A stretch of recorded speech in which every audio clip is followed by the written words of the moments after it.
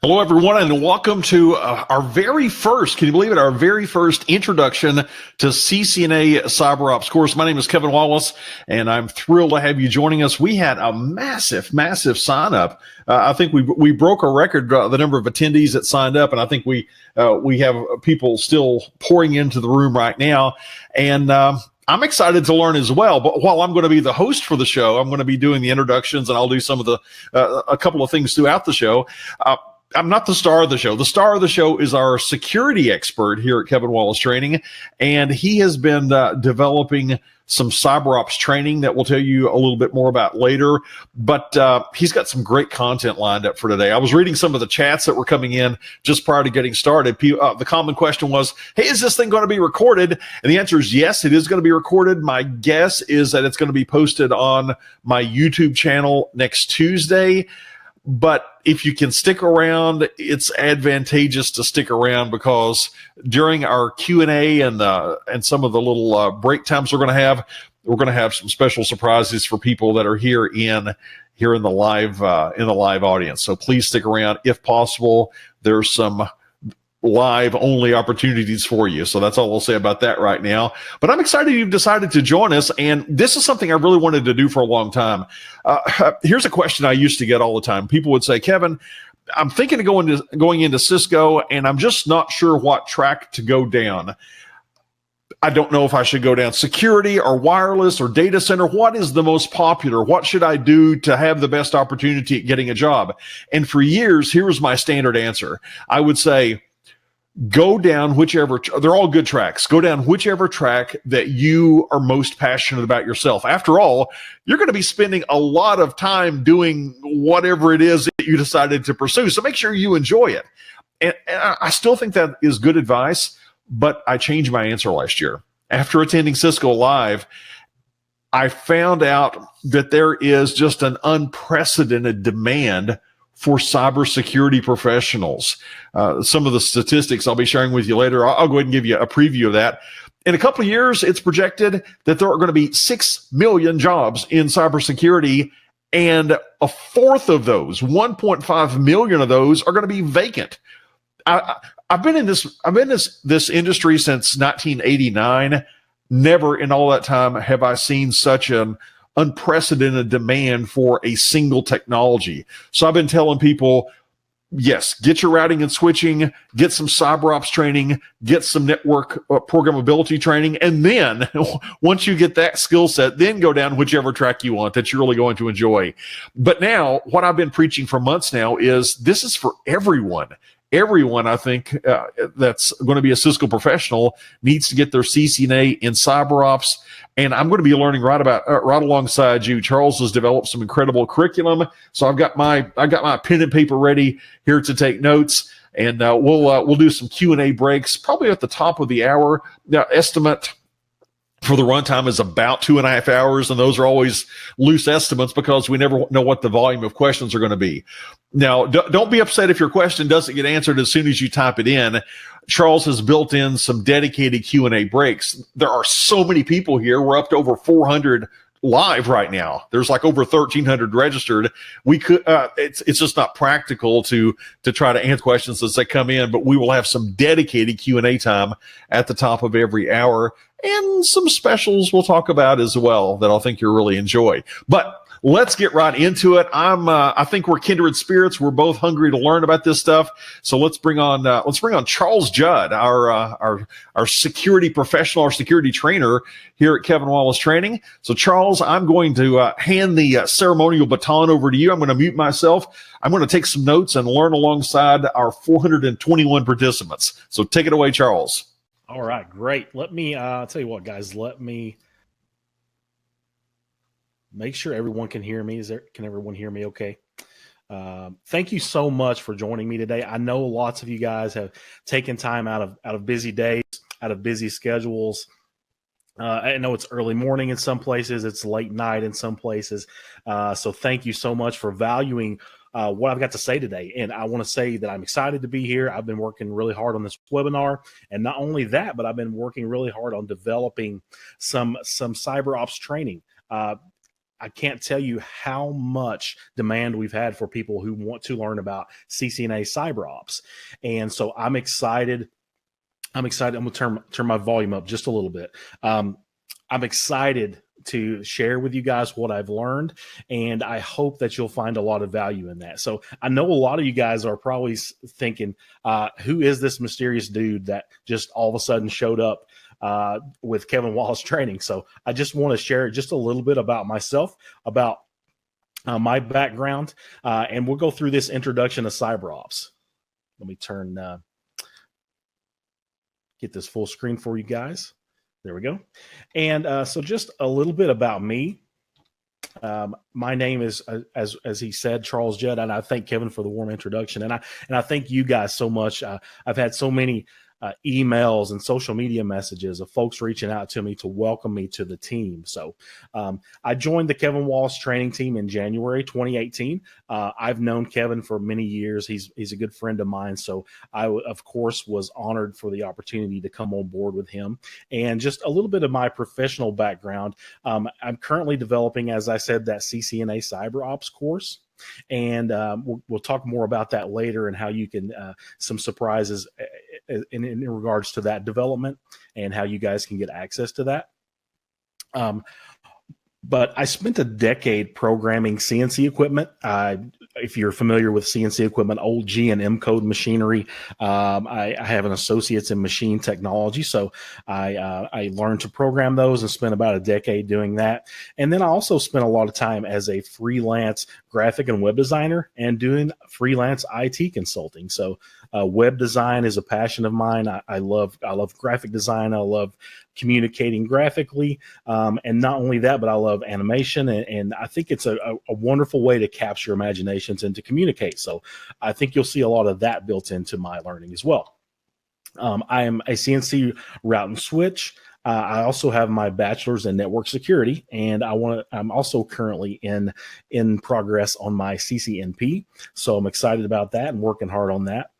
And I worked for a large multi-service provider and focusing on HIPAA compliant IT. So that is my background. And if you know anything about HIPAA compliant IT, there are a lot of hoops to jump through in that. So I think that really prepared me well for not only getting ready for security, but also as far as getting acclimated to many different networks and many different server technologies. So we dealt with, we ran the gamut of what we dealt with there, and we serviced hundreds of clients throughout the country.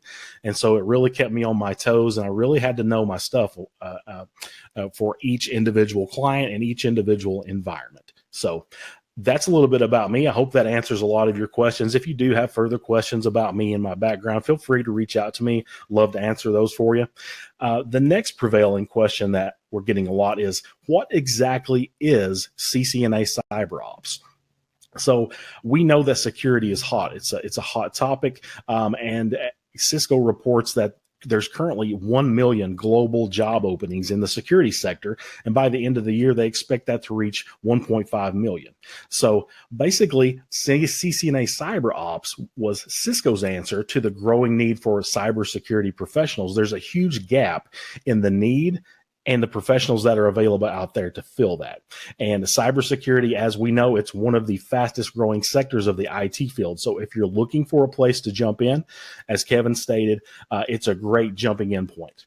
And another really good thing about cyber ops is there's no Cisco exam prerequisites. It's an associate level exam. There's no requirement to do any of the CCNT exams. You can jump right in for that.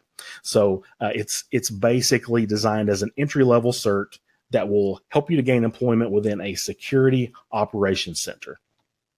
Now, I also have questions about cyber ops versus CCNA security. They sound similar.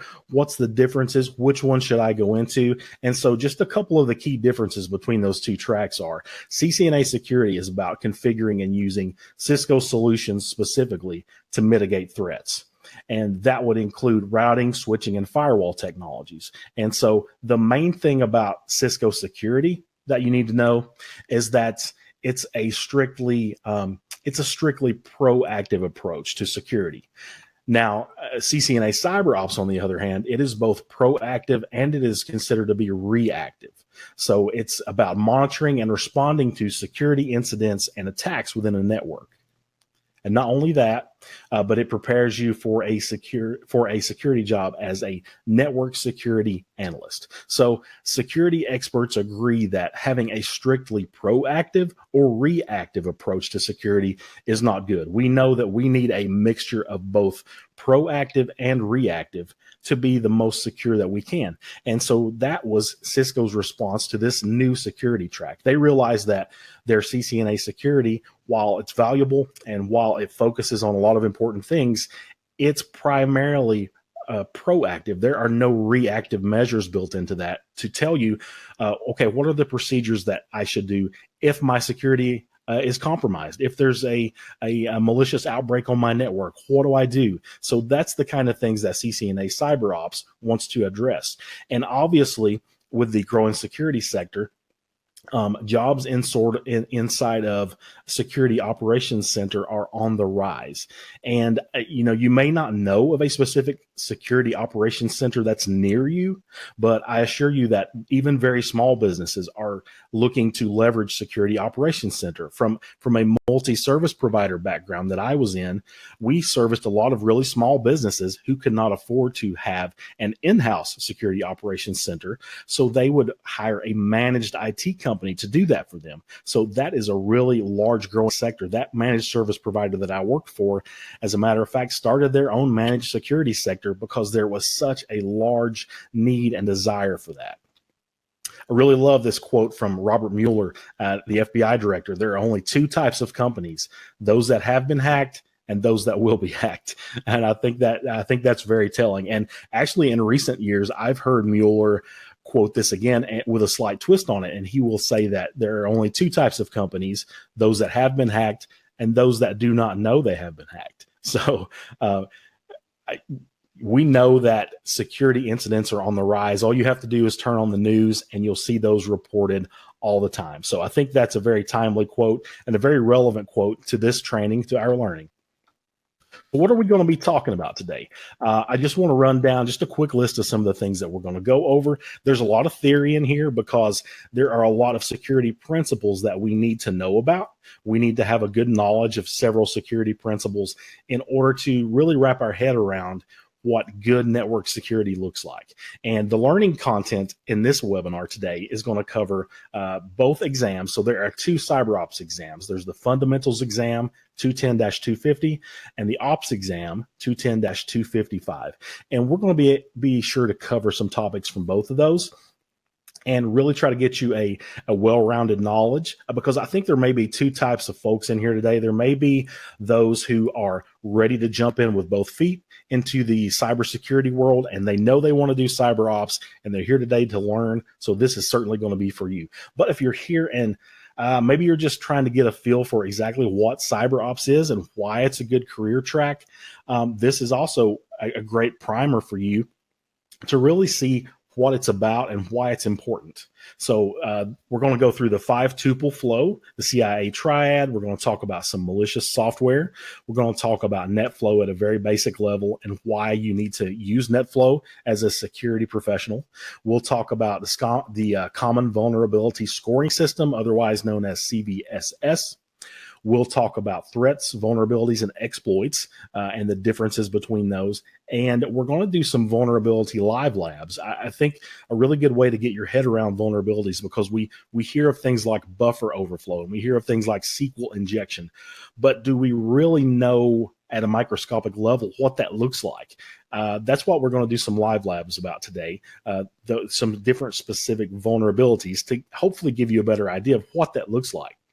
We'll talk about information security in general, and we'll talk about PII and PHI. So that's what we got on topic for today. So let's jump right in. And the first thing we want to talk about is NetFlow.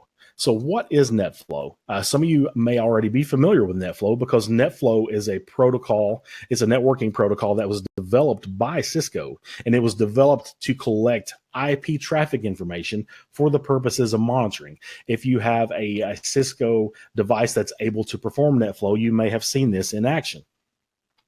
So it provides comprehensive visibility into network traffic that cross a Cisco device.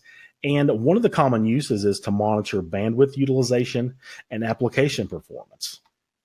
It also will help to identify DOS, denial of service attacks, compromised endpoints, and network usage for individual nodes. You can really get granular with the NetFlow information and really pinpoint what's going on inside of your network. Now, although NetFlow is a Cisco protocol, there are many different open source analyzers and NetFlow collectors that will allow you to visually analyze NetFlow data and organize it better so that you can really see what's going on.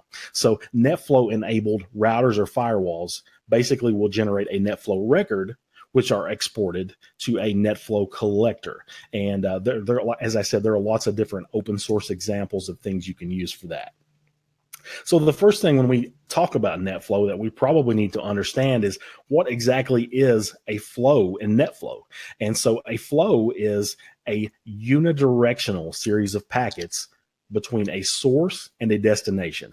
Now, a lot of people, it's easy to get a flow and a session confused. A session would compromise the bidirectional traffic.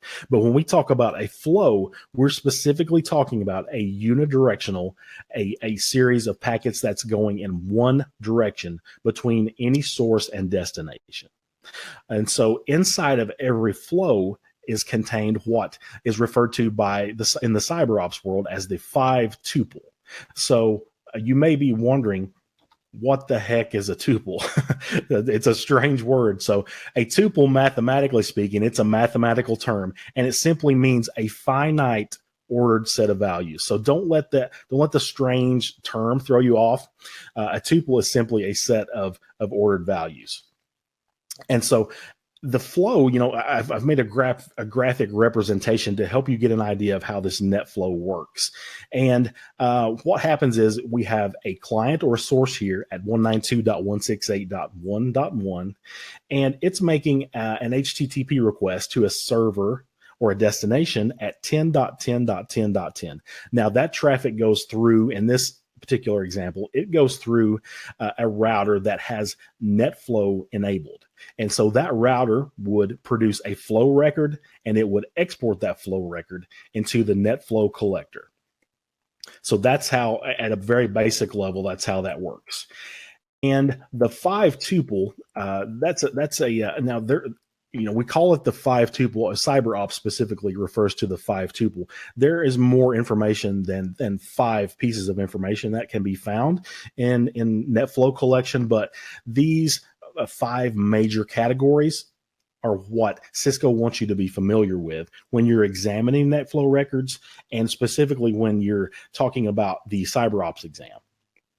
And those things include the source IP address, the destination IP address, the source port, the destination port, and the protocol. Now, we know there's much more information than that available, but these are the major 5 of the FIVE-TUPLE in the cyber ops world that you need to know about.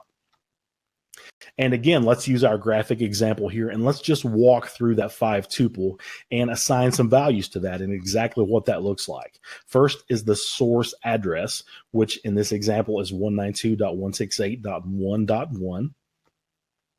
The destination address, of course, is that server 10.10.10.10. The source port, 15728. Now that is that's a common port in that range of ports that HTTP traffic goes over. So I've just chosen a random port for that. But of course, the destination port is well-known port 80 that we know that HTTP communicates over. And finally, the protocol. The protocol here is TCP because HTTP traffic is carried over TCP. So that is the FIVE-TUPLE in this example. Now, what does that look like in a real world flow collection? Well, I've grabbed a screenshot here from Wireshark. If you're not familiar with Wireshark, you should definitely get familiar with it. It's a very powerful tool, very great network analyzation tool, and something that you'll want to be familiar with for your cyber ops.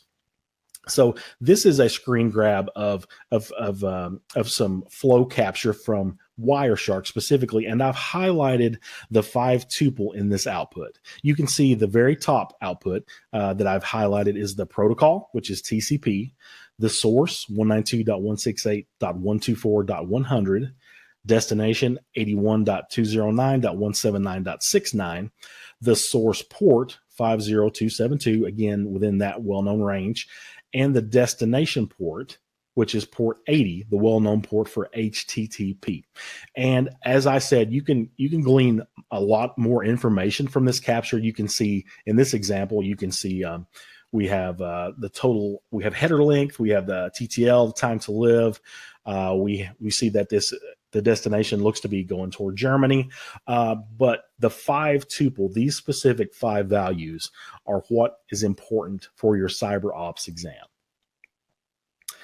And so because, as I said, because NetFlow is so powerful and because there are so many things that it can capture, Cisco continues to develop NetFlow with next generation NetFlow technology, and what's called flexible NetFlow will capture, in addition to normal NetFlow, it will capture things like source and destination MAC addresses. It will capture input and output interface numbers. It will capture routing information such as next hop address. So I don't think I have to convince you very much why being familiar with NetFlow and being able to sort through a NetFlow output, why that's important for many reasons. I mean, as a network administrator, that could be important, but certainly as a security professional, you need to be able to know what's going on inside your network at this microscopic level. Now, I said that we need to have a NetFlow collector of some sort, and just as an example, I want to show you a NetFlow collector that I'm specifically familiar with. And that one is called PRTG. This is something that I used when I was an engineer. And this gives you a lot of different graphical representations of what's happening inside of your network. So this graph at the bottom, you can see that it spikes. And what this will show is the percentage of your bandwidth that's being utilized. And I don't know how well you can see it, but these spikes are color coded. And in this specific example, this dark purple traffic seems to be what's using most of the bandwidth that's going out. And you can untick the filters at the bottom and turn off specific colors and really get granular and figure out exactly which protocol is using your traffic. And then in addition to that, at the top left, you can see there are top talkers and top connection maps, and you can click those. They're interactive, and that will tell you any system that is talking the most over your network. So, for example, one way that I used to use this is if you've ever worked at a service desk level, one of the most mysterious calls that you'll get is, my computer's running slow. that's far and away that's the biggest complaint that would come in. And so this allows you to go in and see, okay, well, they say their internet or their computer's running slow. Is their bandwidth, is their pipe full? Is all of their bandwidth being utilized? Or is this a local computer problem? So that's a really good way. You could go into the top talkers and click and see it will be sorted by percentage of bandwidth that each endpoint is using. You'll be able to see the end IP address of that workstation and then be able to identify if there actually is a problem. And so, we talked about briefly about DOS attacks and about botnets and things like that. So if there is something malicious, if there's a malicious process going on an endpoint in your office, this can possibly help you identify that. If you see a computer that no one's even been on the internet, no one's streaming Netflix on, but there's a huge amount of traffic going out, then that'll clue you in that you may need to take a closer look at what's going on. And this graphical representation is a really good way to do that, particularly if you have technicians who aren't that familiar with the inner workings of firewalls and looking through data logs. This graphical representation is a really good way to see what's going on inside of your network. So, and as I said, this is just one type of NetFlow collector. There are numerous types out there, but hopefully this gives you an idea of how powerful NetFlow can be as a tool to troubleshoot your network problems. So jumping into we talked about NetFlow, we talked about Wireshark too. I showed you an output from that. So we need to contrast NetFlow with full packet capture. And you need to know that NetFlow collects metadata on all transactions that go through the network, whereas a full packet capture involves the mirroring of network packets, a complete mirror, a complete copy of every piece of data that's going through your network. Then you're essentially doubling your bandwidth. You're putting unnecessary stress and strain on your network. And not only that, but over time, it gets to be a problem of disk space and storing that and sorting through all of it. So that's why it's best practice to use NetFlow data and not full packet capture. So in that particular section, and as we go through each of these, I'll take some time to kind of sum up everything that we've went through, because it is a lot of information. It's a lot of concepts. So if you're taking notes, this will be a good time just to jot down some of the things that you need to remember out of this very first section. And those things are that flow is unidirectional. It's not bidirectional. It's unidirectional. It's in a single direction between a source and a destination. You need to know the FIVE-TUPLE flow, which is comprised of source and destination IP address, source and destination ports, and the protocol. You need to remember that a flow does not equal a session. It is not the same thing. Session is bidirectional. And you need to know the difference between NetFlow versus a full packet capture, and why full packet capture is not recommended on a network. So next up, we have the principle of the CIA triad. So why are things like NetFlow important? What exactly are we trying to do? And the CIA triad sounds a little ominous, but I assure you it doesn't have anything to do with the Central Intelligence Agency of the United States. For sometimes you will hear it referred to as the AIC triad for that reason, so that it's not confused. But the most common name that we hear it, and the way that Cyber Ops identifies that, is the CIA triad. And as you can see, in the middle of that triad is your information security. Your information security is the most important thing in your network. And in order for that CIA triad to be into effect, we have to have confidentiality, integrity, and availability. And information security means that for any system to be considered a secure system, you must have all three of these pieces in place. If you're missing any one of those three, then your system would not be considered to be secure. And the first piece of that, we'll walk through each of these in order. The first piece of that is confidentiality. And confidentiality is basically equivalent to privacy. It's designed to secure our sensitive information. And one of the most common methods of that is encryption. Now, that could be through an encrypted VPN tunnel, or it could be through the encryption of the data itself. If you've ever encrypted a Word document or anything like that, then that is trying to ensure the confidentiality of the data. Next is integrity. And integrity means the consistency, accuracy, and trustworthiness of your information. And this would be controlled oftentimes through file permissions and user access controls. So, for example, if you have a user who has a particular user folder, we would often set up environments where every user in a company would have their own personal folder on the network. And to ensure the integrity of their files in their personal folder, they would be the only one, other than the network administrator, who had the privilege to go in and to view those files or to alter those files. And so that would help to ensure the integrity of the files inside. Now, another way that that's ensured is through versioning. If you keep different versions or shadow copies of files, those can be used to protect against erroneous changes or accidental deletion or changes that were saved over that didn't need to be saved over. Next up is availability. And availability means that your system or your information must be ready for authorized users at all times. This could include hardware maintenance and repairs, system upgrades and patching, and also a fast way to recover from disasters. So if you have confidentiality, if you have integrity, but no one can get to your files, then your information is no good. You can have a server locked up in a bank vault, and it'll certainly be secure, but if it's not available to the end user, then it's of no use. And so this not only be careful not to only think about the data itself, but also think about the system, because the data has to be available, but the system also has to be available. If you don't keep up your hardware maintenance or your repairs and things start falling apart, then the availability falls apart. If you don't perform upgrades and patching and people are at risk, then your availability falls apart. So again, in order for the system to be considered secure, for you to have real information security, all three pieces of this triad must be in place.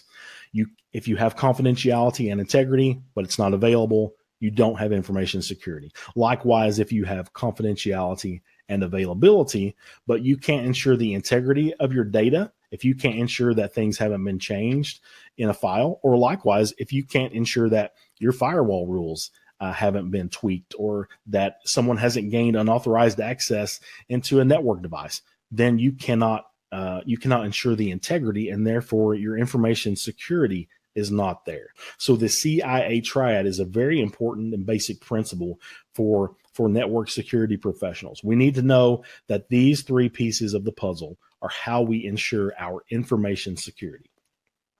And so when we talk about vulnerabilities and protecting our information security, another thing that you need to know about is the Common Vulnerability Scoring System, otherwise known as CVSS.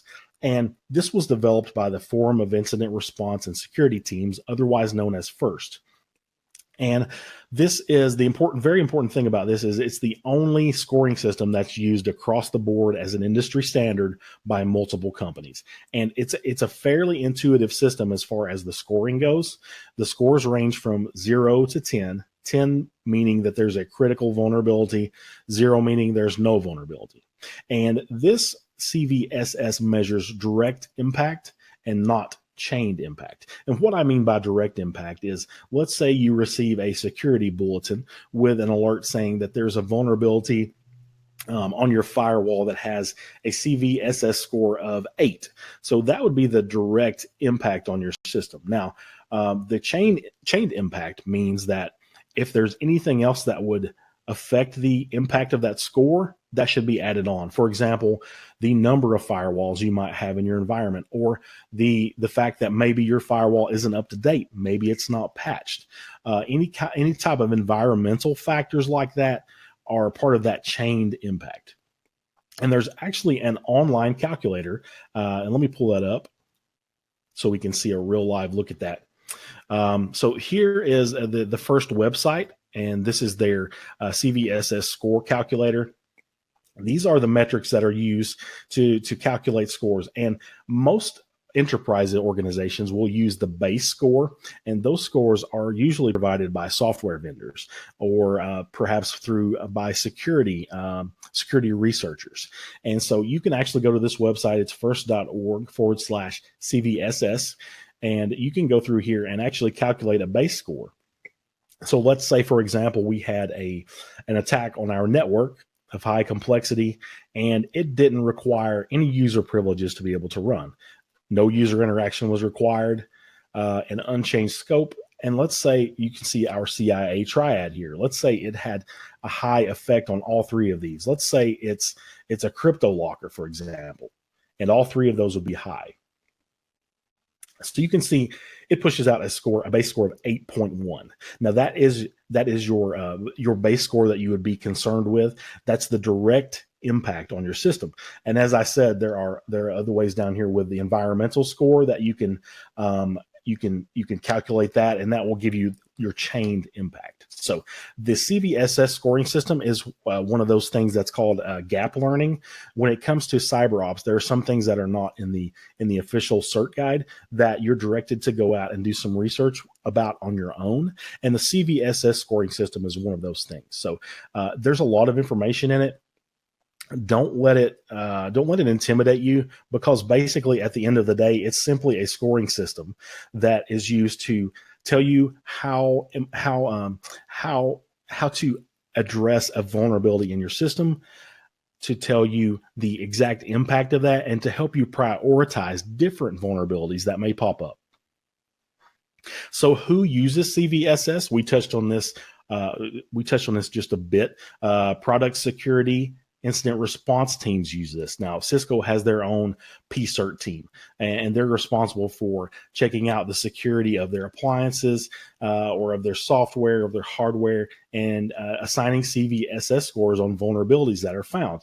Also, likewise, security researchers can do that. There are people whose job is to just research security vulnerabilities on different systems and softwares. They can use this CVSS scoring system to apply a CVSS value. And vulnerability coordination centers, they kind of bridge the gap between PCERTs and researchers. So these coordination centers are really a consumer awareness type of organization. They make sure that the information is being traded properly back and forth between researchers and PCERTs, and that it gets out to the consumers and end users. And finally, the consumers of these security devices. For example, if you own or have purchased a Cisco adaptive security appliance, you may receive alerts from Cisco about any known vulnerabilities that receive a CVSS score. So again, these are the three metrics. You saw those on the online calculator. They're a base, temporal, and environmental. And as I said, the base metrics are primarily what organizations or many security professionals are concerned with. Those are the CVSS scores that are given by the company, by security researchers, by PCERT teams, that'll let you know that initial impact. And so I want to just show you a real world example of a CVSS. Here's a pretty recent security bulletin from Cisco. This was a security advisory that was actually put out in February of this year, just a couple weeks back. And they discovered a vulnerability in their adaptive security appliance. And you can see highlighted in the blue box here is the CVSS score. It has a base score of 10, which means that this is a critical vulnerability.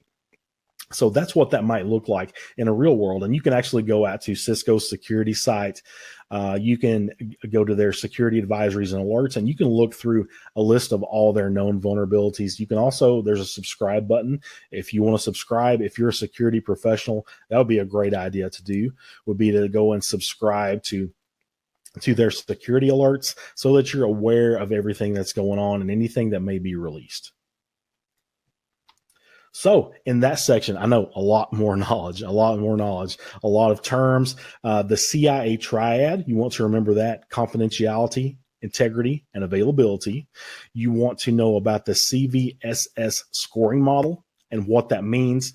You don't need to know exactly how that's calculated, but you do need to have familiarity with who calculates it, who uses it, and go out and check out that gap documentation that I mentioned at the first.org/CVSS site.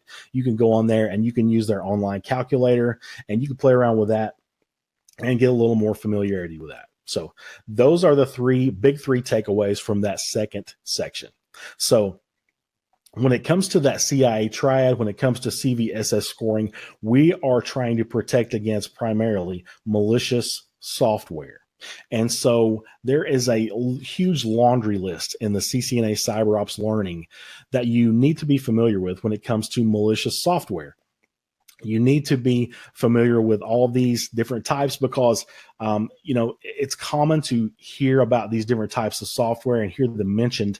And a lot of times I hear those terms used interchangeably and therefore incorrectly. I hear people refer to worms and viruses and Trojans. You will hear those terms thrown around synonymously, but they're different. There are different subtleties between those. And so for the cyber ops, you need to have an awareness of all these different types, and you need to have an awareness of what they look like. So the first one we want to talk about is a computer virus. So a computer virus infects a host file or system in order to perform undesired actions. And the reason they're called a virus is they have the ability to multiply themselves. They can form new generations of themselves. They can morph and they can change.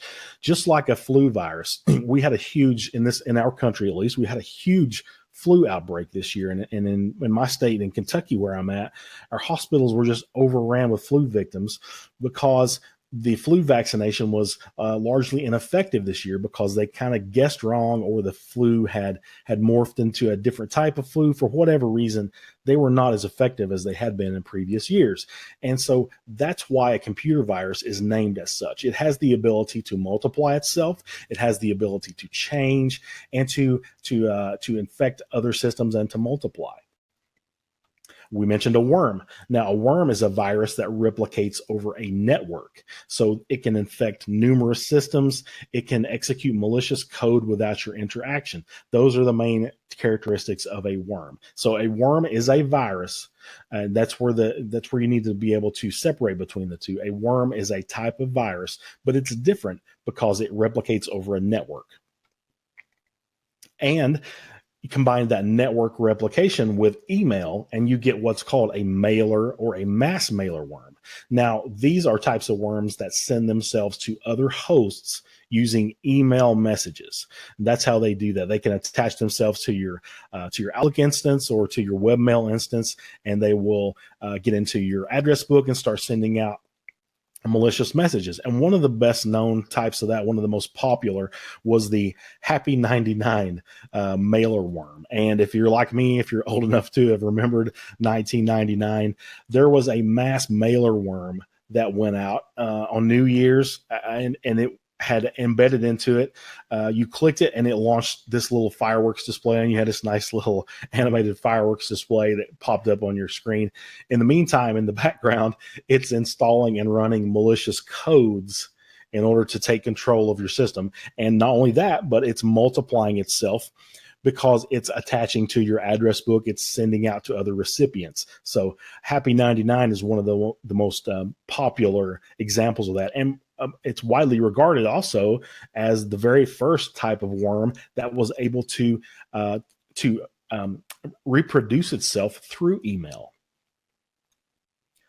Next, we have logic bombs. Now, logic bombs can come in the form of malicious code, but the scary thing about those is they're often inserted into a legitimate application. So they can be into something that is actually a real application, but they're called bombs, logic bombs, because they are set off once there's a specific set of conditions met. Those can be programmed to go off, for example, when it reaches a certain day and time, or for example, if you can program those to go off when your hard drive space reaches a specific level, let's say 90%. So you can set the logic of that whenever you want it to happen. So they will lay dormant on your system until a time that is deemed to be appropriate by the conditions. Trojan horses. Trojans are aptly named from the principle of the Trojan War, the old story where the Greeks made a hollow horse and hid themselves inside it in order to infiltrate the city of Troy and to go in unknown. So that's why Trojans are so aptly named, because these things will try to disguise themselves as something else so that they can gain access into your system. And so for that reason, they typically use some sort of form of social engineering. So what does that mean to use social engineering? Well, it means they can come in through a good application. They can come in through an email, typical to the way a worm does. They can come in through a website that looks like a legitimate website, but it's not. So the entire purpose of these Trojans are to fool users into installing some type of malicious software. And they can do things such as delete files, steal data, or compromise system integrity, among other things. And they can also create what's known as backdoors into your system, which will give an attacker access into your system whenever they want. Speaking of backdoors are another type of malicious software, and backdoors can be in the form of malware, or they can be in the form of simple system configuration changes. And what these do is they allow attackers to remotely control a system. And when I say system configuration changes. That could be as simple as opening up a port on your local firewall that will allow an attacker to connect to your computer at will. Next are exploits. We'll talk a lot about exploits, and we'll talk about them at length later on in this webinar. But exploits are malicious programs that are designed to take advantage of vulnerabilities inside of a system. Downloaders. Downloaders are fairly self-explanatory. They're designed to download and install other malicious content from the internet to perform additional system exploitation. So a downloader basically gets on your system and has a party and says, hey guys, come on over. Everything looks great here. Come on over and join us. And so that's what they do in order to really infect your system. Spammers. Spammer is a system or a program that sends unsolicited email messages. And I would hazard to say we've all received some sort of spammer email before. And the entire reason for spammers are they are attempting to make money in some way, whether that be through some sort of email scam or maybe even through some sort of malicious script or website that you're directed to that are able to steal your login credentials to your banking site or steal your passwords or trick you into entering in your financial information in some way. Spammers are primarily around for financial gain. Keyloggers is another type that you need to know about. Keyloggers can be either software or hardware that records all the keystrokes on a compromised system. Now, I have seen keyloggers that are simple software programs. I've also seen keyloggers that are hardware that look like a thumb drive and that will plug into the back of a system, and they can record all of the keystrokes that happen on your system. And if you think about all the things in a day that you type in on your system, that's kind of worrisome. How many times a day we type in our passwords per day? How many times a day that we type in our financial information per day and make purchases on Amazon? So those are all the types of things that they can capture with your keystrokes. Rootkits, and rootkits is a set of tools. That's why it's called a kit. That's used for the purpose of gaining or elevating control of a system. Now, we know that if you have root level control of a system, you can do a lot more harm. You can do a lot more damage than as a user level because you basically have admin privileges on system files and on system processes. So the entire purpose of the rootkit is to gain elevated control of your system. And finally, one of the most damaging and most prevalent, at least in my opinion, pieces of malicious software that are floating around today is ransomware. Now, ransomware is also commonly referred to as crypto locker or crypto wall. And what it does is it encrypts your files, and then it demands a ransom to decrypt everything. You can see this screenshot that I've got here from a crypto locker saying, and so you'll often get a pop-up screen saying, oh, your files have been encrypted, or sometimes it will just drop a TXT text file on your desktop, but it will leave you a message with instructions saying all of your files have been encrypted. You can't open them. You can't access them anymore unless you pay me money. And so that is, and unfortunately, in many cases that I've seen, oftentimes when the ransom is paid, they still don't decrypt the data. So that's why I say that's one of the toughest ones and one of the worst ones out today. And from an engineering background, from a HIPAA IT background, from working with healthcare clients, I can tell you that they're huge targets for crypto lockers. And it's a huge problem. You've probably heard about a lot of different companies getting hit with crypto lockers, large hospitals and large organizations. All you have to do is look in the news and you'll see that type of stuff. And this particular one you can see is demanding 1 Bitcoin, or at the time of this screen capture, at the time of this crypto locker, which was $291 US. So they will demand a lump sum of money in order to unlock your files. Whew, all right. You still with me? That, I know that's a lot of information, but these are all principles that cyber ops that you need to know. You need to be familiar with them. Some of them are easy to infer the meaning, such as Trojans. Those are easy to know, or rootkits, crypto lockers, but others like viruses and worms, mass mailer worms, some of those are not so easy to delineate between. So These are the now there are also different categories other than these, and there are crossovers and things that merge multiple categories, but these specifically are listed as key topics for the CCNA Cyber Ops exam. And so you need to remember all of these different types of malicious software, and you need to know the basic principle behind each and what they mean. Now, three more terms that we need to talk about are threats, vulnerabilities, and exploits. And again, just like with some of our malicious software, we see these terms thrown around a lot. At least I hear them thrown around a lot incorrectly. People use them interchangeably.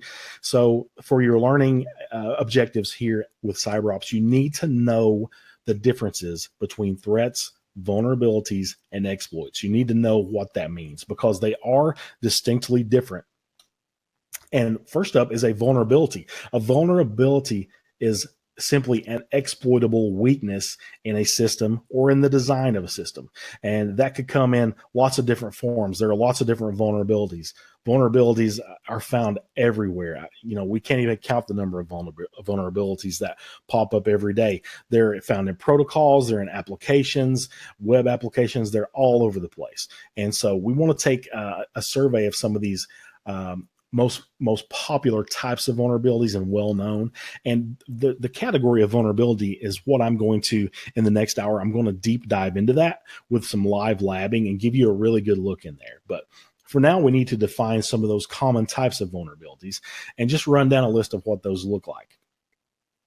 And first up, we have SQL injection. SQL injection is a well-known vulnerability. You have cross-site scripting, otherwise known as XSS, API abuse, buffer overflow, password plain text storage. All of these are very well-known vulnerabilities, and we'll talk about those at length later on in this webinar. But I just wanted to get those on your radar and let you know that these are considered to be some of the biggest problems when it comes to cybersecurity. Now, when it comes to vulnerabilities, the way that we catalog those are through the CVE system, or otherwise known as the Common Vulnerabilities and Exposures. And you can actually go out to the cve.mitre.org website, and you can see a list. There's a huge repository of known vulnerabilities. And what that looks like is, let me pull up a screenshot. So this is the website that you can go to. You can actually go there, and you can perform a search for known vulnerabilities. You can search with any kind of search terms you want. If you want to search for a specific operating system vulnerability, if you want to search for a specific type of vulnerability. And just for example, I did a search. We're going to do a lab with Windows XP. Everybody cringe. We're going to XP, right? XP is unsupported. It's unsecured, but we're going to do a lab with XP in a bit.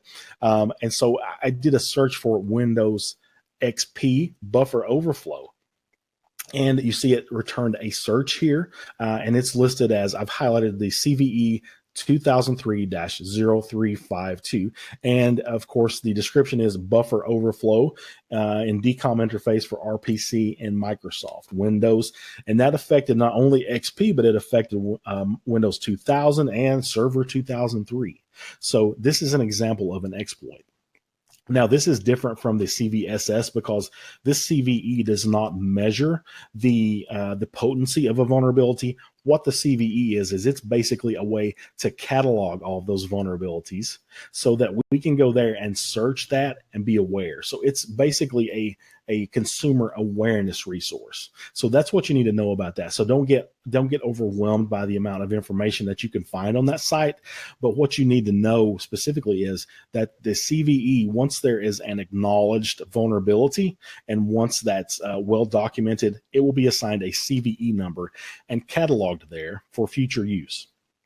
And one reason that's done, not only for consumer awareness, but it also forces developers, application developers, hardware and software developers, it forces them to be able to patch these vulnerabilities because it's a kind of a system of accountability for them.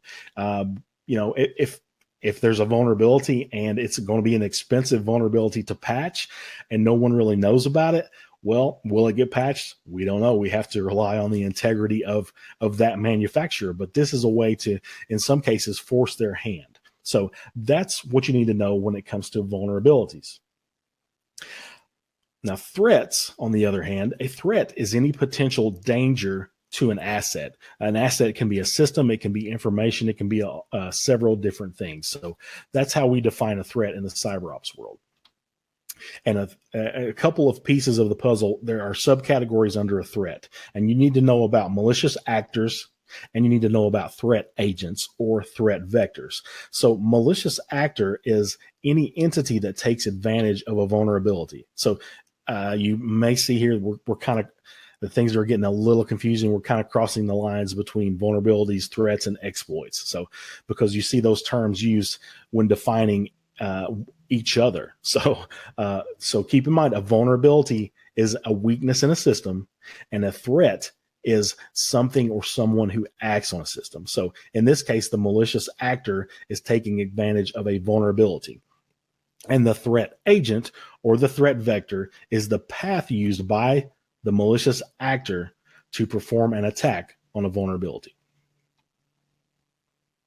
Now, on the flip side of a threat, on the flip side of the threat actor is what we need to do as security professionals, which is countermeasure. So a countermeasure is a safeguard that mitigates a potential risk or vulnerability. So our countermeasures should mitigate threat vectors and malicious actors. Now, in the case of that XP system that I mentioned earlier, what would be a countermeasure for that? Well, I would probably recommend that you crush it in a trash compactor. If you have a Windows XP system in your environment, just go ahead and blow that thing up, because it's no longer supported. It's no longer being patched. And so a countermeasure in that case would be to take that off your system. Now, it might not always be that severe of a countermeasure. In most cases, it may be just simply applying a security patch or a security fix. So those are the types of countermeasures that you want to know about. And again, a threat, another piece to that threat is a threat actor. So threat actors are individuals or groups who perform an attack on a system. So again, threat actors act on vulnerabilities. So keep that in mind. Now, inside of the threat, there is a subset of all kinds of different threats. And there just as there are different types of malicious softwares, there are different types of threats. And there are some that are specifically identified by Cisco that you need to know about and that you need to be able to define. So I want to walk through those with you quickly. And the first one are script kiddies. Sounds like a cute name, but not so cute, and not so cute results a lot of times. So why are they called kiddies? Well, it's because these are people who use existing scripts or tools to hack into computers or networks. They have a childlike knowledge, so to speak, of scripting or of programming language. So they're not able to do their own development. They're not able to exploit vulnerabilities in their own ways or to develop exploits. So they just use well-known tools, or they use well-known methods, or maybe I've seen cases where they even copy and paste from forums to attack things. So that's what a script kiddie is. Organized crime groups is another category of a threat. Their purpose is to steal information, to scam people, and to make money. State sponsors and governments is another one. They're primarily interested in stealing things such as intellectual property and research and development data. Now, these could come from major manufacturers, from large organizations, or even from defense contractors. Hacktivists. A well-known hacktivist that most of you have probably heard of is Anonymous, and hacktivists carry out cybersecurity attacks aimed at promoting a social or political cause. So Anonymous specifically, they see themselves as social actors. They see themselves as promoting social well-being in our society. So they will go and do things. There are documented cases, for example, of Anonymous going and hacking into illegal websites and getting the information of the members of that website and publicly posting the information of those members who have subscribed to such websites. And finally, the final category that Cisco wants you to know about is terrorist groups. And these terrorist groups are a type of threat that is motivated by political or religious belief systems. So that's wrapping up the threat category. Now we defined vulnerabilities, we've defined threats. We need to talk about exploits. Exploits are simply software or commands that take advantage of a vulnerability. So just to lay it all out there again, you have a vulnerability that's acted on by a threat, and they often use exploits to act on that vulnerability. And that could be in the form of software or simple command language. And there are two main categories of exploits that you need to know about for the exam. And those are remote exploits. And remote exploits, as you could probably surmise, they carry out an attack over a network without any need for prior access to a vulnerable system. And then, as opposed to remote exploits, you could probably guess that the other type is local exploit. And the local exploits, they do require previous access to the system. So exploit kits will often use a combination of these. We talked about root kits, and the same primary principle is involved with exploit kits. So an exploit kit is simply a combination or a compilation of exploits, and they're many times designed to run from web servers, and they try to identify common software vulnerabilities in a system. And so think of exploit kits as casting a really huge, large net and seeing what kind of fish they can capture. Because of that, they will commonly target types of software that they know that they know many people are likely to have installed. Things like Adobe Flash, Java, or even Microsoft Silverlight, just to name a very few of those. But they know that those applications are common for us to have installed. So that's why they target those specifically. So those are a few things you need to know about when we talk about threats, exploits, and vulnerabilities. You need to know the difference between those three. You need to know how to define those three. You need to have some knowledge of the different types of threats that have been identified by Cisco. You also need to know different types of malicious software when it comes to things like viruses, worms, Trojan horses, etc. Hey everybody, this is Kevin Wallace. Hope you're enjoying the webinar. Want to interrupt really quick to tell you about Charles's new course. This new course that he's developing currently covers both of the exams in the CCNA Cyber Ops track. His estimation right now is that it's going to have 22 video modules, contain over 100 videos in total, be over 15 hours in length. And when it's released, and you might be watching this after it is released, but when it's released, and the target date right now is June of 2018, but when it's released, it's going to be sold for $297. But we've had such demand for cyber ops training here at Kevin Wallace Training. Here's what we decided to do. We decided to give you a win-win. We're going to cut the price and give you pre-release access immediately. And you can take a look at the videos that Charles has already created. He's creating and adding new videos every single week. All the videos are downloadable. This course is never going to expire. This means that even after it is complete in June of 2018, then you have ongoing access to it. But if you buy it now, you get access right now to the videos that are already ready to go. That way you don't have to wait, and you're going to get a discount. And here's how you get that discount just for watching this webinar. You need to go to cyber.kevin.live. Again, that's cyber.kevin.live, and enter the coupon code of cyber50, and that's going to take $50 off. And by doing that, you can get immediate access to all the videos that Charles already has ready to go. And you can look forward to brand new videos popping into your membership area every single week until he's done. Again, the target date is June of 2018. I thought that you would really enjoy getting that early access. Now, let's get back to the webinar. So we defined vulnerabilities already as exploitable weaknesses in a system or in its design. And we said that vulnerabilities are found almost everywhere. They're in protocols, operating systems, applications, hardware. They're all over the place. We have vulnerabilities all over.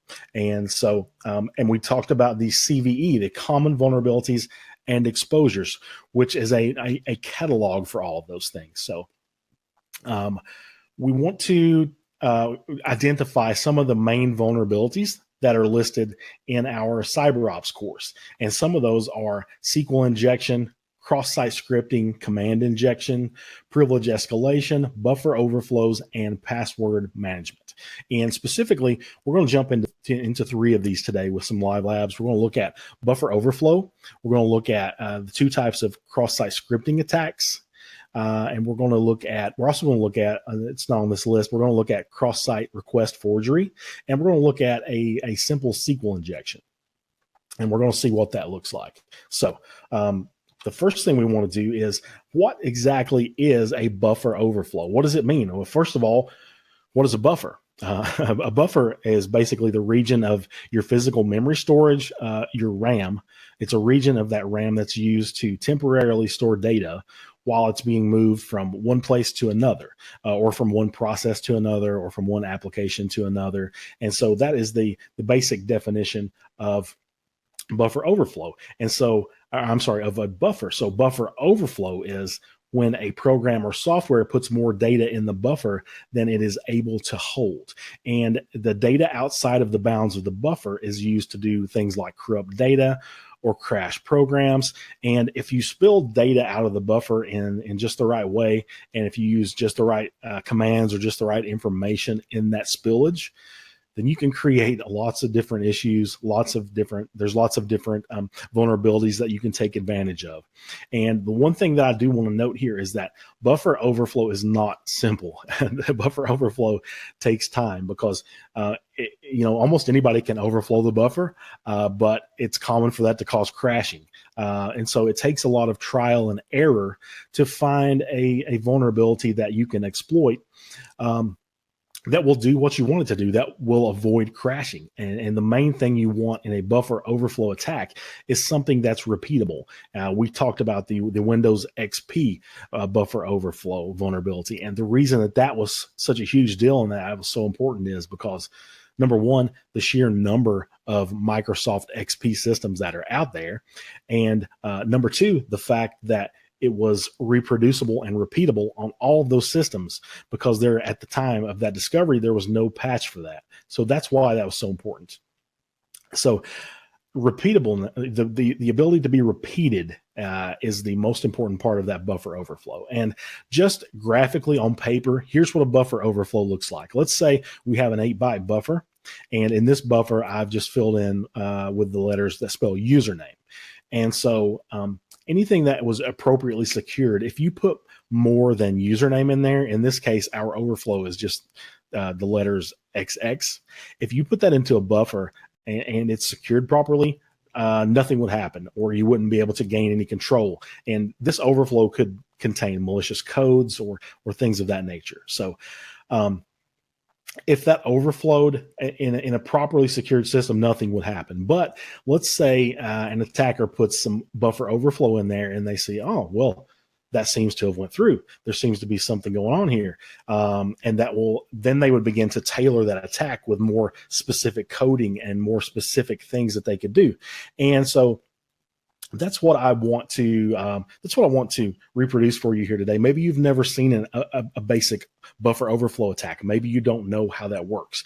And so that's what I want to do here with you in this example. And as you can see here, I have my Windows XP VM running. Pretty scary running Windows XP, right? These days, we know that Windows XP is no longer supported. And this particular version is a relatively unpatched version of XP, which has what's now widely known as a vulnerability in the RPC DCOM service. Now, this vulnerability was patched in Service Pack 2. This particular VM is running Service Pack 1. So we'll be able to see that buffer overflow exploit and see what that looks like. So the first thing I want to do, I just want to grab the IP address of this virtual machine for reference, which is .129. And what we want to do is we want to go over to this other virtual machine that I have running, which is Kali Linux. Now, if you are not a Kali Linux user and you're interested in security, you need to go download it today. Kali Linux is the most widely used security pen testing tool in the world, and not only for pen testing, but for offense and defensive security. So and then in this case, we're going to use it to give us a really good view of what the inside of an attack looks like. So if you're not familiar with it, get familiar with Kali. It will help you. It will make you better, a better security professional. So what we want to do inside of Kali Linux, we can go under the applications inside of there. And you can see we have a set of exploitation tools. And inside of these exploitation tools, we have something that's called Metasploit. And Metasploit is just a framework. It's a database of well-known system exploits. And so it gives you a really easy way to run exploits and to send payloads to target systems. And by the way, I don't recommend you do this on a live environment. Please do this in a test environment or in a virtual machine such as I have. So, and as you can see, it's loaded possible of 1,703 exploits here. So lots of different things that you can do with it. And we want to exploit, we want to, in particular, do the decom. We can do a search command inside of Metasploit for decom. You can see, let me open this up a bit. You can see it returns the exact one we were looking for. I referenced earlier the MS03-026 Microsoft Security Bulletin, and you can actually go out to Microsoft's website. You can search for MS03-026, and you can see they have a security bulletin on there for Windows XP, Windows Server 2003 machines, and because this is a well-documented exploit. So that returns the search for decom inside of Metasploit, returns that for me. So what we want to do is we want to insert this in here. I'll just copy that particular exploit, and we want to do the use command. And so then we can do a show options. And you can see that this tells us exactly what this exploit target is, which, as we discussed, is Windows XP, Windows 2000, Windows 2003. And so that is the correct one that we want to do. Now, the next thing we want to do is we want to see this remote host area is blank. So the remote host is going to be the XP machine that we want to attack. And so we want to do a command set our host. And we're going to set it to the IP address of the virtual machine that's running Windows XP. So the target is set, and now we can do a set payload command. And if you tab twice inside of that command, you can actually see it will give you a list of all of the different payloads that are available. And it'll ask you if you want to display, and you see it has 154 different payloads, lots and lots of payloads. So specifically, the one that we want to use is the shell bind TCP payload. So I'll just go ahead and I already know that that's the one I want to use. So I want to set it to Windows shell bind TCP. So my payload is set. Again, I'm just going to run that show options command just so we can see that. The remote host is set to the IP address of this Windows XP machine. That's our target address. Our exploit target is, in this case, a Windows XP system, and we're all set to go. The only thing that we have to do now is type exploit. And I don't know if you noticed on the remote host side that we've attacked, nothing happened. They're none the wiser over there. But over here, interestingly enough, our terminal changed to a Windows prompt. So it appears as though we are in a Windows system command line. So let's do a directory command. And sure enough, you can see the files inside of that directory, not on this Kali Linux box, but on this Windows XP machine. And just to prove that we are, in fact, into that system, let's send a message over there. And sure enough, we can pop up a message on the remote side. So I think you can see why that was such a critical buffer overflow exploit. We've gained access to system files at the root level. We're able to get in unbeknownst to the end user over here. And we're able to, in this case, I sent a simple message over there, but the list of things that you can do with that buffer overflow is pretty long. So that's why that was such a serious exploit in Windows XP. So I hope that gives you a little better representation visually of what a buffer overflow attack looks like. So the next thing we want to talk about is cross-site scripting. Now, cross-site scripting is one of the most common web application vulnerabilities. And the reason is, I mean, everything we have these days runs in a web app. I mean, if you think about your banking system, people, buy groceries through web apps, Amazon. I saw a doctor through a web application and saw a physician live through my webcam.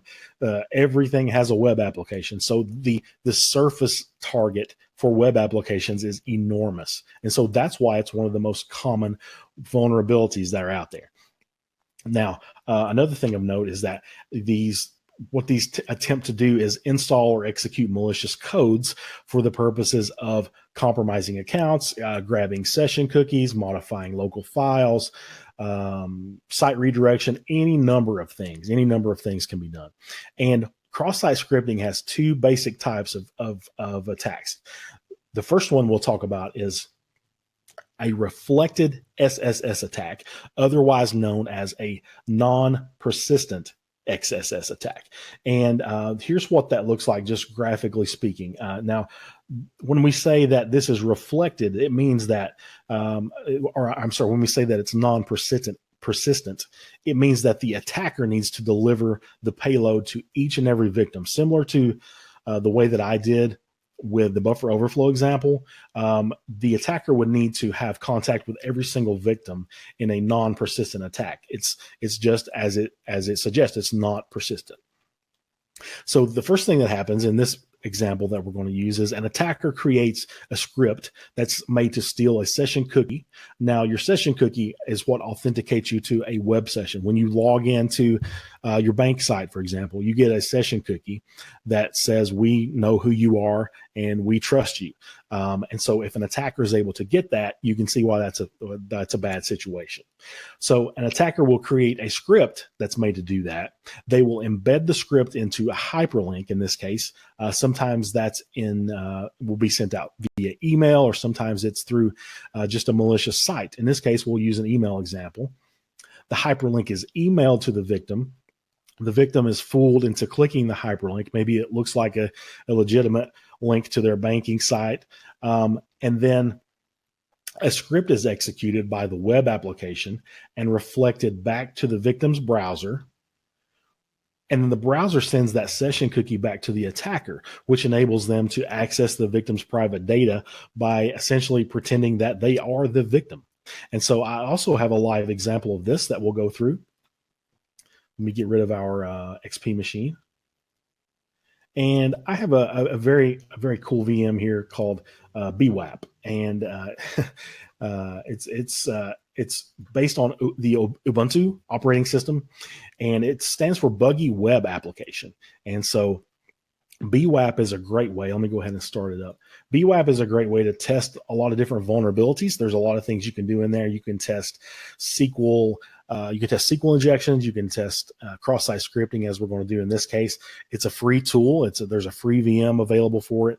It's a really cool way to go and be able to practice some of these vulnerabilities and to see what they look like on the back end. And so we will do that. And as you can see, I've loaded this up, and they give you the login information right up front. And it's BBug. And once you get logged in, you can actually go in and you can set your security level if you prefer, if you want to take up the difficulty to hard. But in this case, we'll leave it as low. And you have all of these different things that you can test out. And in this particular case, we're going to go ahead and we're going to test out the reflected XSS attack. So there's going to be a cross-site scripting reflected. And let's say, now in this case, it's asking for a first name and last name. So if we put that in, it goes through, it says, welcome, Charles Judd. So you could think of this even as a username and password field, maybe for your bank site. And by the way, this get command that's in parentheses, get is a common HTTP request command for retrieving data. So that's why it's named as such. But think of this as maybe your banking site or even your Facebook page, where it's requiring a username and a password to log in. And an XSS attack can be used to identify, an attacker can use that to identify as you. So now that we see that this works, if I put in my name, the next thing that an attacker would try to do is they would try to do a test injection of script. Now, I won't go through all of the ins and outs of different script languages, but there are lots of different script languages that you can use in here. And so I'm going to do just a simple script command. As I said, I won't go through the ins and outs of all that and the syntax. But if you are interested in security, as many programming languages as you can learn is certainly to your advantage. Programming languages are very helpful. So I'm going to put in this test script here. And what this script should do is, when I hit go, is if this website is vulnerable, it should pop up a prompt box that says test inside it. And so let's submit that. Oh, you know what? I think I put the syntax wrong. Type it back in.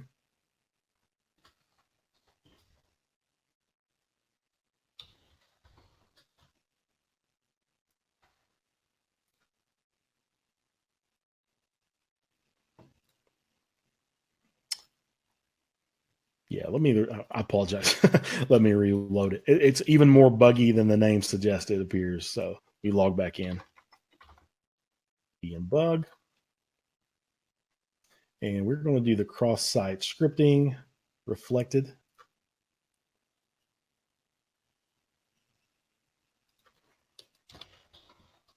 Script, and this should pop up a test message.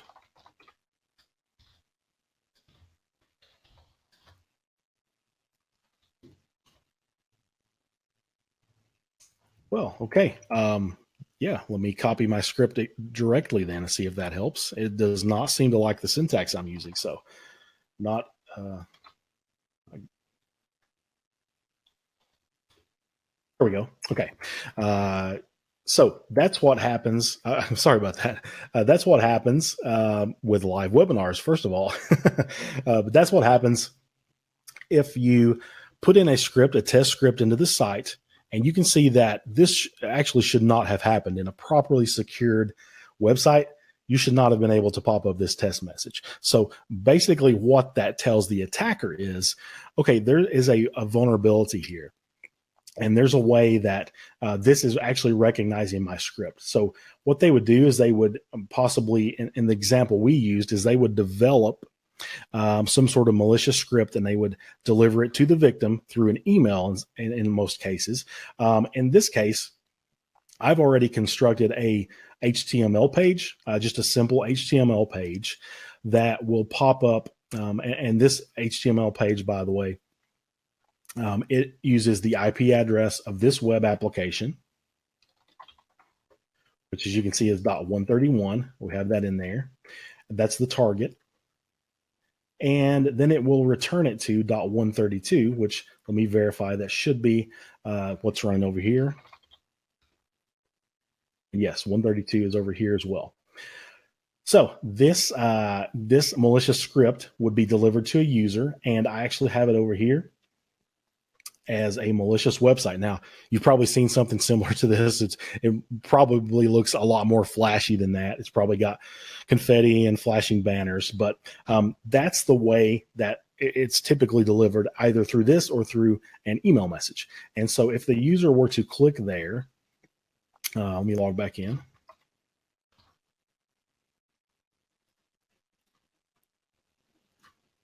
And if the user were to click on this malicious site, it will take them, in this case, it takes them here. Now, it could take them just about anywhere that we wanted it to. We don't know, or we can determine where that takes them to. And what has happened in the background is when they've clicked this link, it's taken them to a legitimate website. But what they don't realize is that it has stolen their session cookie. And we can verify this by opening a command line again in Kali Linux. And we're going to use a tool called Netcat. And what Netcat is used to do is it's used to read and write from TCP and UDP sockets. So the command that we'll use there is NC for Netcat. And then we'll use the switch LVP and over port 80. And what those switches mean are the L is for listener mode. So we're going to be listening over a particular port. V is for verbose mode. So or in other words, detailed mode. So we have the most amount of details possible. And then P designates the port number. In this case, we want to listen over port 80. So again, I hit enter on that, and we are now listening on port 80 on this target machine. So let me again click this. And you can see over here, once the user clicked the HTML link, it happened really fast. This was all populated inside of Netcat. It took them to their legitimate login page. But what it did was, on this side, it grabbed their session ID. And as we said, that session ID is important because that's what's provided to you by a web application to say, yes, we trust you. We know who you are while you're logged in during this session. And so with this session ID, an attacker would be able to use that to basically pretend that they are you. So that's how an XSS reflected attack works. And the next type of XSS attack that we want to talk about is an say that 5 times fast, is an XSS stored attack, or cross-site scripting stored attack, otherwise known as a persistent attack. So as opposed to the non-persistent attack, this one does not need to deliver the payload to each and every victim. You saw in the example that I used that I sent out that malicious link, or I created a malicious site, and that would have to be done with a non-persistent attack for every single user. But the advantage of a persistent attack is that they don't need to do that for every victim, because the malicious code, instead of being delivered to the user, it is actually injected into the site itself. And just to walk you through that, the first thing that happens is an attacker will discover a website vulnerability that allows script injection. The attacker would inject code into the site or some sort of malicious scripting, and then each time a user visits the site, the script would be activated, and the script would then send private session data over to the attacker. And so that's the next thing that we want to model is what that looks like for a persistent XSS attack.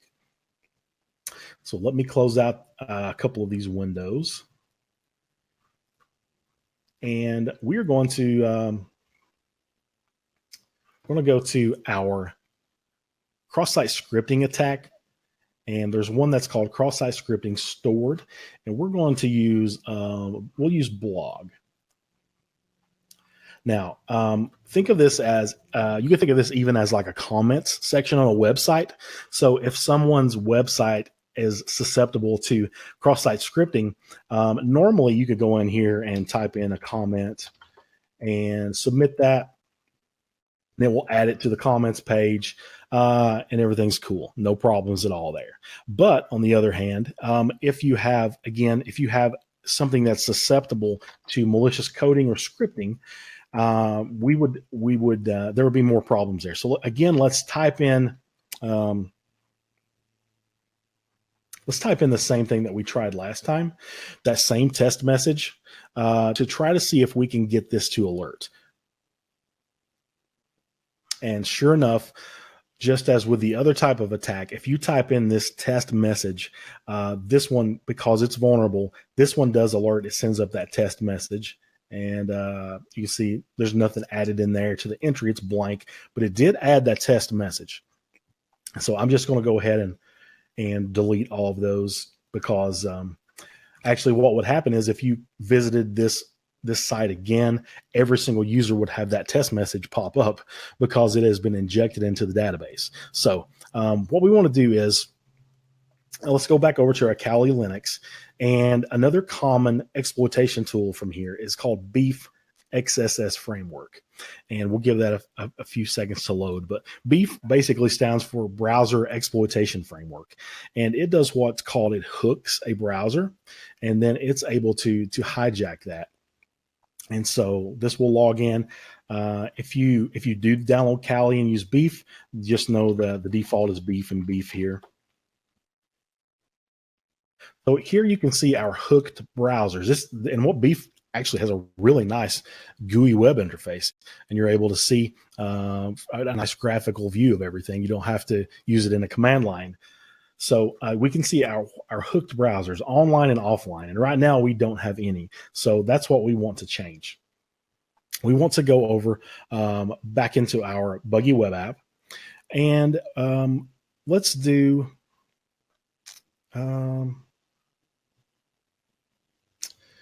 let's go into let me pull this code up.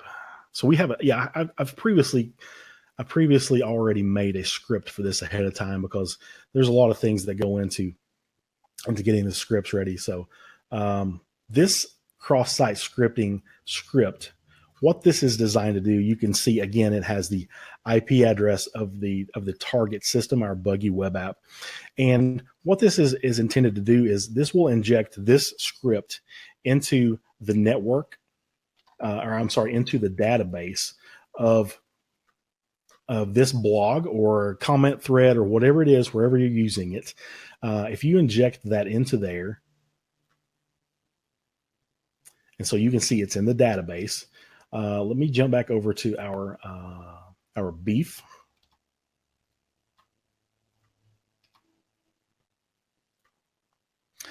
And now you see we have this website, this VM is now considered to be an online browser. It is hooked that browser simply by visiting that. And if I were to actually go to that in my own browser,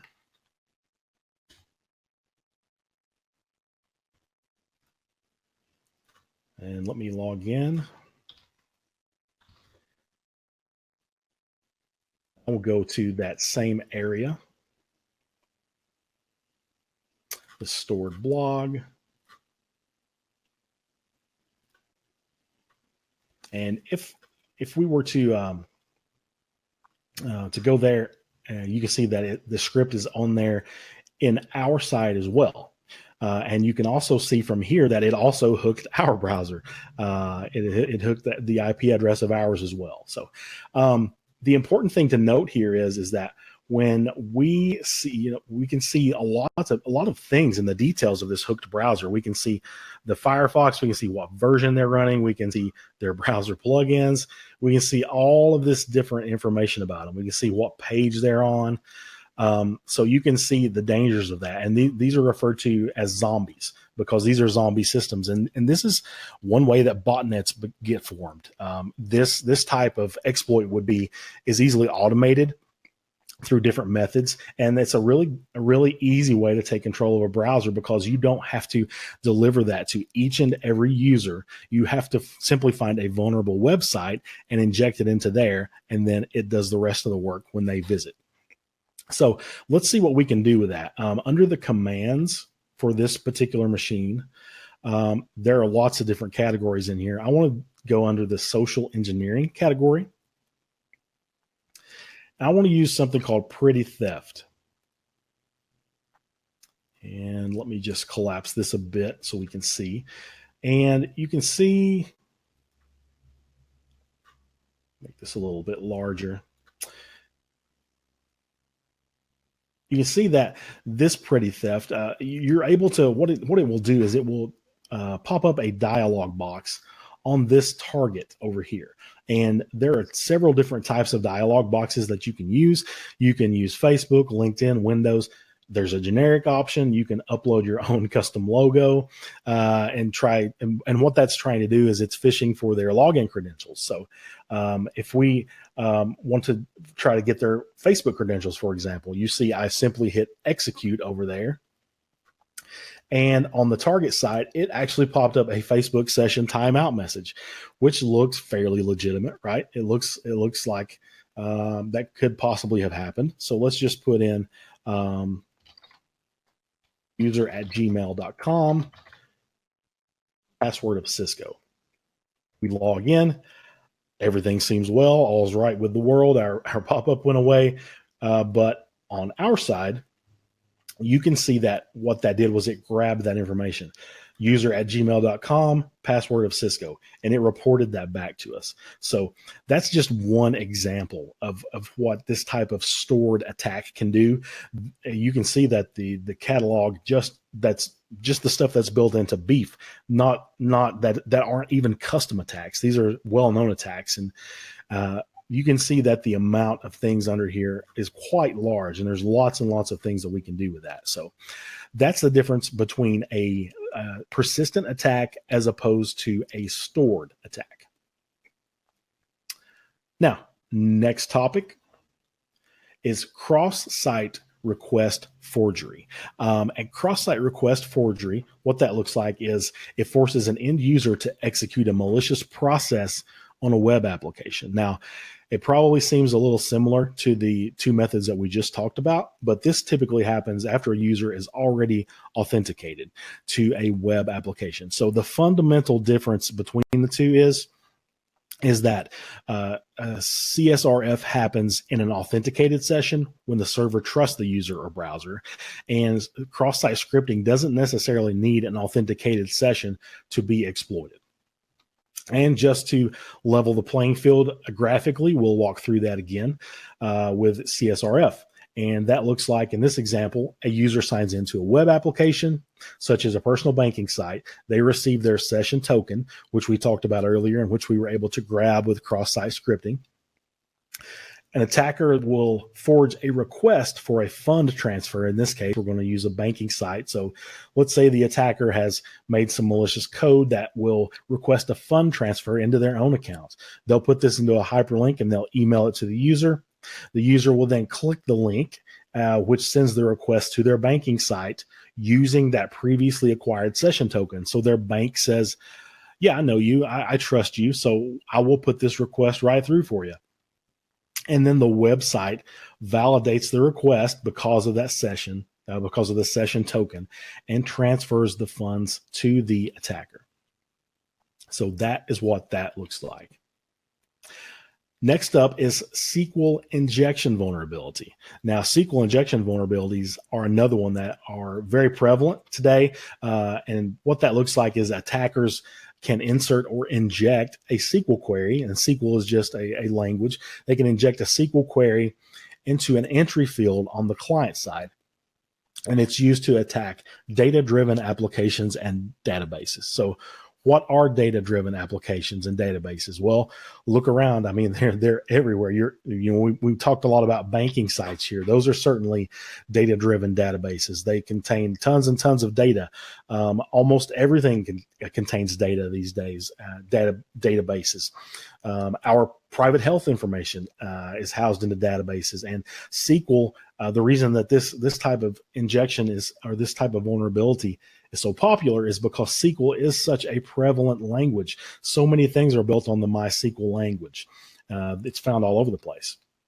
And this allows attackers to spoof, identify, tamper with existing data. They can do things such as become database administrators over the data and many, many more things. There's lots of things they can do. SQL in 2017, a study showed that SQL injection was behind over 55% of web application attacks. That is huge. I mean, it's a huge problem that we're facing. And the average web application receives 4 attack campaigns per month. Not attacks, attack campaigns with retailers, those who do online business who probably have sensitive payment information from their users. Retailers are receiving twice as many. So big problem. Let's model SQL injection and see what that looks like. So again, let me close out our beef framework. And we will go to back to our buggy web application. And we're going to use a SQL injection with a get search option. And so, fair warning, the developers of this buggy web app really seem to love Marvel movies. So this database, this movie database, is populated only with Marvel action hero movies. So just FYI. So let's think of this as the front end of Netflix. Many of us have Netflix, and you can go on Netflix, you can search for a movie, and it will return results. So likewise, this one, if we did a search for Hulk, this would return the result, the Incredible Hulk. Now, if they want to attack this, again, we talked about the formation of an attack and how attackers will begin to just try things through trial and error to see what works, see what doesn't work. So let's put in Hulk with a tick mark after it, and see if this returns any sort of error. And in a properly secured database, it would not return an error. What it would return is Hulk, and probably it would try to return a list of movies that had a tick mark in the title or an apostrophe. Now, in this case, we see that it's returned an error saying you have error in your SQL syntax. This is bad. This is very bad. This means that it's trying to recognize when we put in SQL commands into the database. So again, at this point, attackers just spend time trying to research. They will spend time trying to use trial and error to see what they can get it to do. And one command that we can use here, we'll put in our Hulk again. And again, I won't get into all the ins and outs of SQL programming language. There's so much to learn about that. We certainly couldn't cover it all here, but if it's something you're interested in, by all means, go out and take a look at that. It's very helpful. So in this one, we're going to use a command called order by. And what this is used to do with SQL is it's used to sort results from a database. So if we put that in, and we put in order by 7 is the command that we put in.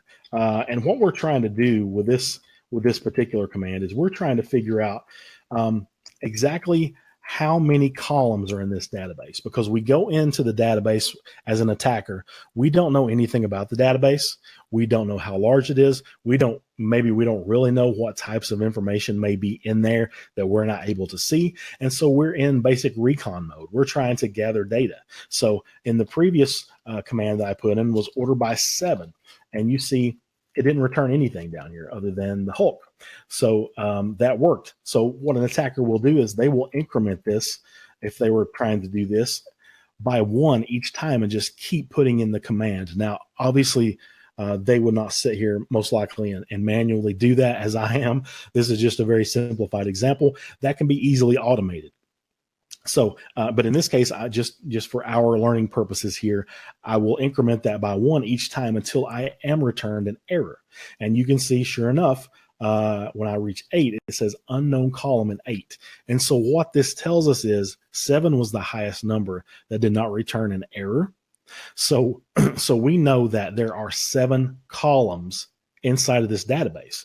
And so we're already starting to whittle down what we know and gather recon about the database. We know there are 7 columns in this particular database. Now, I've already constructed some commands here, again, just for time's sake and just for my own ease. So we'll start putting those in, and we'll see what they do. And we'll model what this looks like as an attack. So the next one contains a command called union select. And what union select does is it tries to combine the results of all of the database columns, because it's trying to join them together and trying to get it to dump out all of the information that it knows. So let's run this command. And you can see in this case, it returns numbers 2, 3, 5, and 4. That tells us that these are vulnerable columns. These columns are not secured. So again, just continuing to build on what we know here, we'll use another command with the that has at version listed in there. And what we try to learn here is the exact version of MySQL that is running, because once we know what version of MySQL that's running, we can better tailor our commands. There are a few subtleties between all of those. So sure enough, we can get it to spit that out for us as well. Moving right on down the list. This one, what we're going to try to do is we're going to try to get it to tell us now that we know there are 7 columns, we're going to try to get it to tell us the names of these tables that are in there to try to continue to narrow down everything. And sure enough, we know there are, we had 5 columns listed, and here are the names: blog, heroes, movies, users, and visitors. So these are the names of our tables. So which one of those, seems like we can start to sort through those. We really don't care about heroes, movies, visitors. Users, on the other hand, users seems like that would be a very interesting thing that we would like to drill down into. So again, we'll just continue to tailor our commands, and we're going to target specifically the users table you can see here. And now we see, oh, I zoomed out. Let me zoom back in.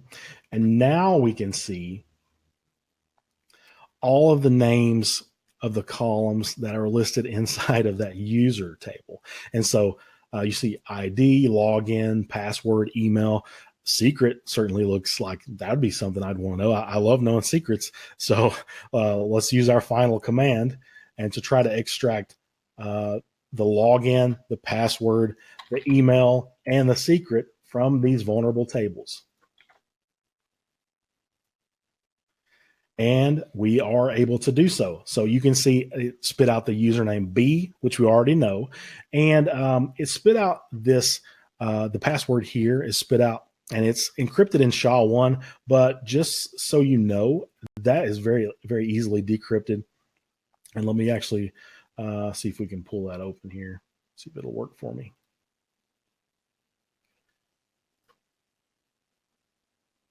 Yes, there's a website called Hash Toolkit, and that will let you reverse hash and decrypt values. So we can actually paste that right in there. So copy that again.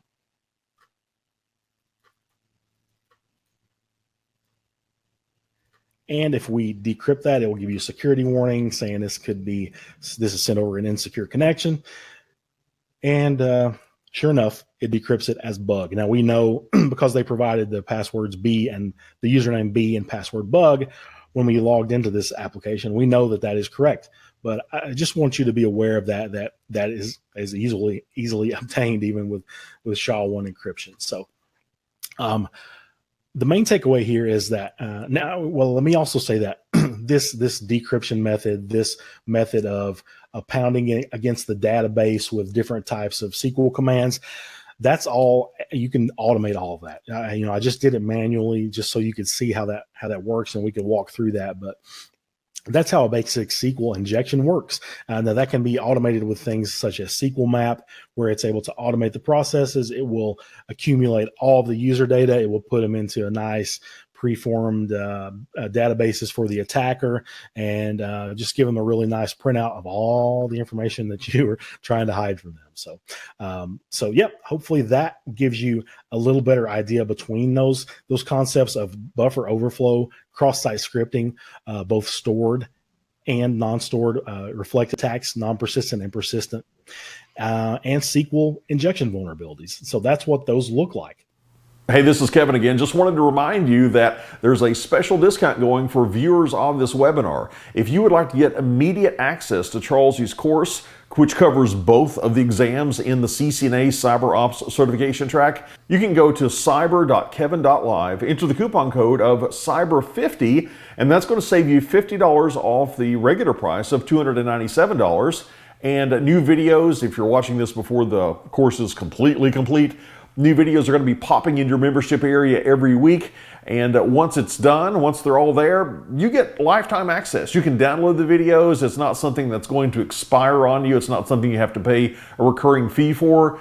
You can just sign up right now, get immediate access to the videos that Charles has already done, and get weekly updates until the course is finally complete. Now, let's get back to the webinar. Somebody had made a comment in regards to when we did the scripting inside of the comment box. How do we hide that? Because when I injected that script into the box, it showed up as a comment. Well, obviously that was a very simple representation of how that works. So there are lots of ways with that syntax that you would be able to hide that. So don't get hung up on that fact. So but a really great question. And again, having lots of questions about CCNA security versus CCNA cyber ops. And I can tell you that from my friends in the managed service provider industry, which is really huge, it's really booming. Cyber ops is more tailored to that environment. It's not as specific to a proactive approach. Security is very proactive. CCNA Cyber Ops is both proactive and reactive. And so the multi-service provider that I'm familiar with actually launched a completely separate sector of their business and started a security team. And they went through cyber ops training because not only does it help them to be proactive against attacks, and it gives them knowledge of what those look like, but it also helps them to develop security policies and procedures and end user training. I can't say enough how important end user training is. So good question there. I had lots of folks asking me, where can I get these softwares, the Kali Linux softwares and the BWAP? And I'll actually throw my contact information up at the end. If it's something you're interested in, shoot me an email. And I'll be glad to share those links with you, but they are all easily searchable through Google. You can search through Kali Linux. They have their own site. BWAP, the Buggy Web app, also has their own site. And they have they're available in ISO files or VMware files. You can run those. I use VMware, but you can also run those inside a VirtualBox, of course. So lots of different options there that you can play around with and really stretch your knowledge. So thanks so much for those questions. And again, thanks for all you guys hanging around. I know it's been a long session with lots of information out there, but I hope you found it helpful. I hope you've enjoyed it so far. Really hope you enjoyed those live demos. Those are my favorite part too. And all those Mr. Robot users out there, I'm with you. I love Mr. Robot. So it definitely captured my attention. So let me jump back in now and share my screen back out. And as we move into this final area, just to sum up, we talked about threats, vulnerabilities, and exploits. And, those we said that those are used interchangeably a lot, but the threats is something that's acting on a vulnerability, and an exploit is the tool. So we used a lot of exploits inside of Kali Linux. So hopefully that helps you to determine the difference between those. We talked about buffer overflow, SQL injection, cross-site scripting. All those are types of vulnerabilities. So just to sum up, that's what the difference in all of those things are. So have a good knowledge of that for your exam. That's definitely something that will be tested on and that you'll need to know in your learning objectives. So a few terms as we start wrapping up this module. Some more information that we need to know about is personally identifiable information, or PII, and protected health information, or PHI. Now, why do you need to know about this? Well, as a security professional, your primary responsibility is to protect information. You may think, well, I don't work for a credit card company or for a bank, and so I don't really have end user data. Well, that's fine, but you still have internal employee data that you're most likely in charge of protecting. You have to protect your own network in order to make sure whatever's inside it is secure. So, and from a healthcare background, healthcare IT, I know how important this is, and I know the repercussions if it's not taken care of. So let's talk about, first and foremost, personally identifiable information. What exactly is PII? So PII is any information that can be used to distinguish yourself or to trace your identity back. And some common examples of those are obviously your name, social security number, your photos, fingerprints, etc. This entire list of things comprise what PII is. And you can see why it's important for that to be secured. Nobody wants their social security number or their bank account numbers just hanging out in the wind, right? That's why it's important for that to be secured. And some well-known examples of that happening is most of you are probably familiar with the Equifax breach. It was a breach that affected 143 million Americans, a huge breach. And actually, this past month, it was discovered that it was much worse than they initially thought. Another one is the Anthem breach. It hit 80 million people, and their PII was leaked out. And it was so, Equifax in particular was so important that they were urging everyone to go out and get some sort of identity protection. So it was a big issue. So again, this may not seem like it's important to you because maybe you don't handle end user data, but I can assure you your employee data, your internal employee data is just as important. And from a security standpoint, not only is it damaging to your customers, but also it's damaging to your organization. Equifax and Anthem are made to pay dearly in fines and penalties, and in some cases, class action lawsuits. So you don't want to bring that action down upon your own organization for sure. Protected health information. What is that? So that is protected by something called HIPAA. Most of us may be familiar with HIPAA. HIPAA is the Health Insurance and Portability Act, which is essentially a set of privacy rules to keep our private data private. So what is included in PHI? Well, first of all, everything that was listed as PII is also considered to be PHI. So all of that is the same. But in addition to those things, PHI includes not only, we only mentioned your birth date, but it includes other important dates, such as the date of your death, possibly the date of your admission or discharge into a hospital, your medical record numbers, current physical or mental health history, future diagnoses, and even your healthcare coverage status. All these things are included in PHI. And again, I come from a HIPAA compliant background of IT. And so I can tell you that there are lots of regulations in place to keep those types of things safe. And there are lots of hoops to jump through, and rightfully so. I mean, when you look at the list of things that, when you think about all the places that have our credit card numbers, that have our social security numbers, I'm glad that HIPAA regulations are in place to protect me as a consumer. Now, some of the ways that those can be protected inside of an organization is through, there's a couple of principles we want to talk about. And the first principle is called the least privilege principle. And the least privilege principle states that all users should only be granted the level of privilege they need to do their jobs and no more. Now, this not only includes low-level employees, but it also would include C-level employees, CEOs. Now, let me go ahead and tell you, too, that they are not going to be happy about this. I worked with some clients, and we put into place least privilege principles, and we had some CEOs that were hot. They were upset that I own these servers. These belong to me. Why can I not get into the Active Directory structure? I want to be in there. And we had some disasters happen because of that, because they demanded to be in there. So that's, if they don't, and of course they didn't intentionally go in there and cause harm, but because they didn't have any knowledge about the system, they inadvertently caused a lot of problems that we had to clean up later. So that's why least privilege principle is a best practice. And not only should this concept be applied to users or and permissions level at the user level, but it should also be applied to applications and systems processes. You should never grant root access to any system or application if it's not needed. Only give the needed access. Another way to ensure PII and PHI security is through separation of duties. And separation of duties means that a single individual should not perform all critical or privileged level duties.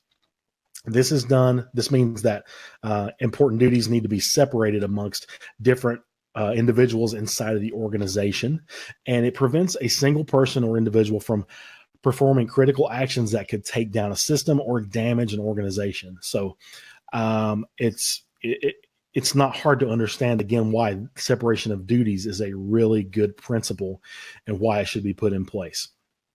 And, if you think about this in terms of a bank safety deposit box, is a very good example to think about. That is that many banks will have a 2-key system for a safety deposit box. And what that looks like is if you have a safety deposit box, a bank will have a key and you will have a key. Now, if you lose your key, the person who finds that key doesn't have the power to go in and take all of your stuff.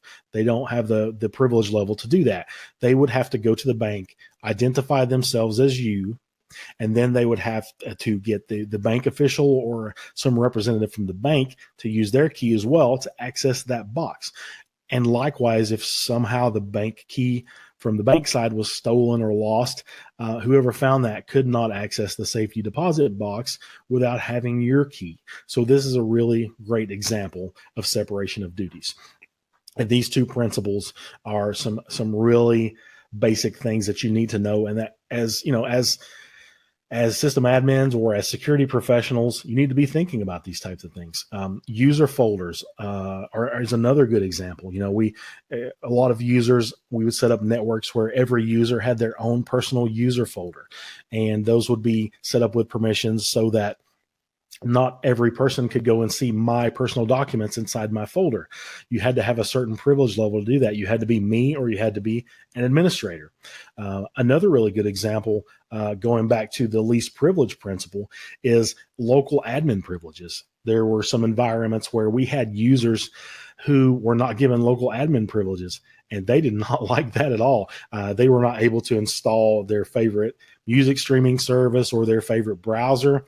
And they would get really upset about that, and because they needed admin access to do that.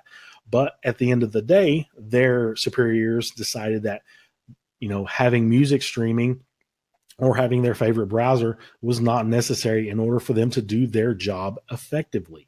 And so, therefore, we enabled the principle of least privilege and separation of duties in order to weed those things out and in order to curb a lot of problems. So that was a really long section. And again, the list of things we want to remember out of that are threats, vulnerabilities, and exploits. Remember that you need to know how to define those individually, and you need to know also how they work together. You need to know that a threat acts upon a vulnerability, and that an exploit is a tool that can be used against a vulnerability. Remember, we talked about personally identifiable information and what's covered in that: your name, social security numbers, birth dates, and remember protected health information, and how HIPAA is a set of privacy laws that was set up to regulate that. And least privilege principle and separation of duties are two ways that we help to ensure our data integrity and our information security. We talked about that CIA triad and our information security being in the middle of it. And least privilege principle and separation of duties are two good ways that you need to know about for cyber ops exams that will ensure your information security. So that is the end of what I have for you guys today. Again, thank you so much for coming out and making my first webinar such a huge success.